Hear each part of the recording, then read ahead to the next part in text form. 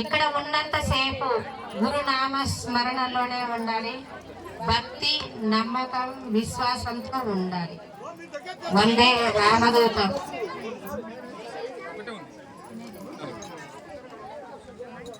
వెనక కూర్చున్న వాళ్ళు, దంపతులుగా ఉన్న వాళ్ళు ముందు లైన్ లో వచ్చి కూర్చోవాలి. అక్కడ కుర్చీలో దంపతులుగా ఉన్నారా ఎవరైనా? వెనక కుర్చీలో దంపతులుగా ఉన్న వాళ్ళు ముందుకు వచ్చి కూర్చోండి. ఆ చెట్ల కింద అక్కడిక్కడ కూర్చున్న వాళ్ళు ముందు ప్రాంగణంలోకి రావాలి.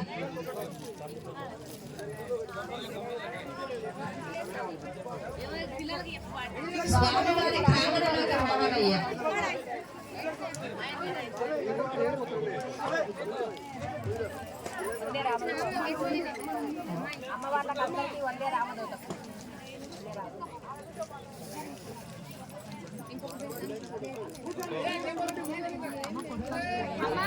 ఆశ్రమం నుంచి వచ్చిన సామాగ్రికి టేబుల్స్ ఇక్కడ తీసుకురావాలి నాయన.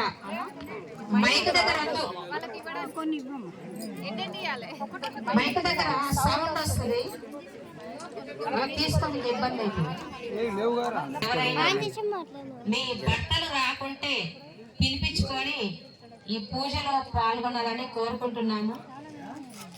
ఇవి ఈ కలియుగంలో అతి శక్తివంతమైనటువంటి పూజ తల్లి. అందుకే దంపతులుగా కూర్చుంటే ఆ సువర్ణ లక్ష్మి అమ్మవారిని మీ ఇంటికి తీసుకెళ్తారు. కాబట్టి దగ్గరలో ఉన్న వాళ్ళు మీ అయ్యవార్లు అంటే భర్తలు పిలిపించుకోండి.